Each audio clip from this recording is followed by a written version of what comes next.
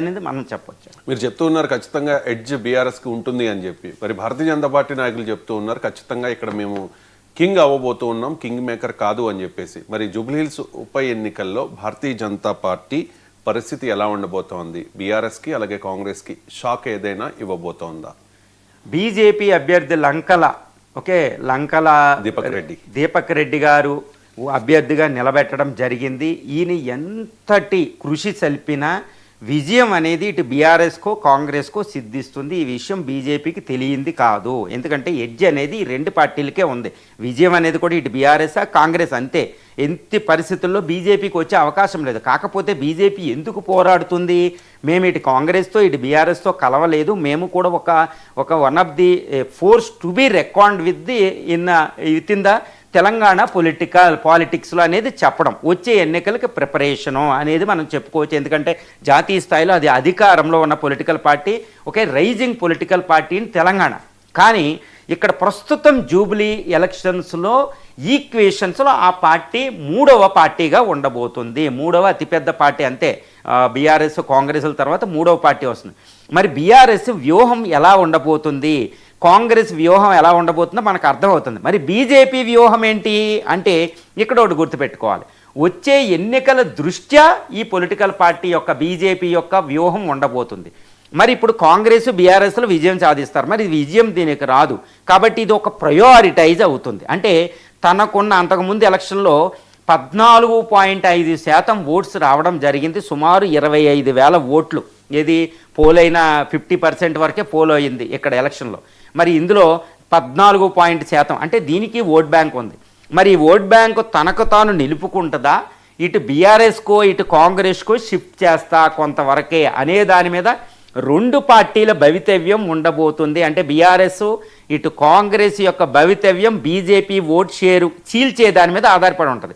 కానీ నా అభిప్రాయం ప్రకారం, according to as for as my mind is concern, BJP చాలా ఎత్తుగడ వేయవచ్చు, వ్యూహంగా ఉండవచ్చు. ఎందుకు? ఇటు బీఆర్ఎస్ గెలితే బీజేపీకి మంచిదా, కాంగ్రెస్ గెలితే బీజేపీకి మంచిదా అనేది మనం చూడాలి. ఎందుకంటే బీజేపీ కాంగ్రెస్కి నేషనల్లో కాంపిటీషన్ ఉంది. ఇప్పుడు రాహుల్ మోడీకి కాంపిటీషన్ ఉంది. కాబట్టి ఇక్కడ కాంగ్రెస్కి మళ్ళీ ఉప ఎన్నికల్లో విజయం వస్తే అది కాంగ్రెస్ చాలా పెద్ద విజయంగా చూస్తుంది. చూడండి, మా తెలంగాణ మోడల్ స్టేట్ చూడండి, క్యాస్ట్ సర్వే బీసీ సర్వేకి సంబంధించి అని మొదలు పెడుతుంది. కాబట్టి ఇక్కడ ఉప ఎన్నికల్లో కాంగ్రెస్ ఓడకపోతే ఇక్కడ బీజేపీకి ఏ నష్టం ఉండదు, కానీ కాంగ్రెస్కి నేషనల్ స్థాయిలో కూడా నష్టం వస్తుంది. కాబట్టి బీజేపీ తన ఓట్ బ్యాంక్ని చాలా వరకే కాస్తలో కొంత బీఆర్ఎస్ వైపుకి దృష్టి పెడితే అది కాంగ్రెస్ ఓడిపోవడానికి బీఆర్ఎస్ గెలవడానికి సహకరిస్తుంది. ఇప్పుడు ఒకవేళ బీఆర్ఎస్ గెలిచినా ఇటు కాంగ్రెస్ గెలిచినా మరి బీజేపీకి వచ్చే నష్టం ఏమీ లేదు. కాకపోతే కాంగ్రెస్ వీక్ అయితే, అంటే ప్రభుత్వంలో ఉన్న పార్టీ వీక్ అవ్వడం వల్ల బీజేపీ కాస్త మెరుగు వచ్చే 3 సంవత్సరాలు పోరాడి వచ్చే అసెంబ్లీ ఎన్నికలకు అది వెళ్ళొచ్చు.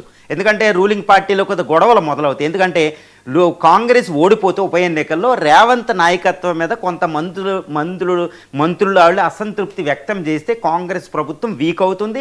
కేంద్రంలో రాహుల్ నాయకత్వం వీక్ అవుతుంది, మోడీ నాయకత్వం బలపడుతుంది. కాబట్టి ఇప్పుడు బీజేపీ ఎలాగో ఓడిపోయే పార్టీయే కాబట్టి ఏదో పోరాడుతున్నట్టు అది చూపిస్తుంది. కాబట్టి ఇక్కడ వచ్చే ఓట్ బ్యాంక్ని ఎవరు పట్టించుకోరు. కాబట్టి తనలో కొంతమంది ఓటర్లని ఏదో ఇండైరెక్ట్గా ఒక సైగతో ఇటు బీఆర్ఎస్ వైపు మరిల్స్తే పరిస్థితి పూర్తిగా బీఆర్ఎస్ విన్ అవుతుంది, కాంగ్రెస్ ఓటమి చెందుతుంది, బీజేపీకి ఇక్కడ సెంట్రల్లో స్టేట్లో విజయం చెందుతుంది. కాబట్టి బీజేపీ షాక్ ఇవ్వబోతుందా అనేది మనం ఇక్కడ చాలా చాలా జాగ్రత్తగా గమనించాలి. మరి బండి సంజయ్ గారు, తర్వాత కిషన్ రెడ్డి గారు, ఇంకా బీజేపీ టాప్ బ్రాస్ బీజేపీ అధ్యక్షులు వీళ్ళందరూ ఏం చేస్తారు, వాళ్ళ వ్యూహం ఏంటి అనేది చాలా జాగ్రత్తగా గమనించాలి. కాకపోతే ఏదో ఒక వ్యూహంతో బీజేపీ చాలా కాన్ఫిడెంట్గా పోరాడుతుందని చెప్పొచ్చు. షాకింగ్ అయితే రూలింగ్ కాంగ్రెస్కి బీజేపీ షాక్ ఇచ్చే అవకాశం ఉంది. బీఆర్ఎస్కి ఇండైరెక్ట్ కాస్త ఓట్ షేర్ వెళ్తే బీఆర్ఎస్ విన్ అనేది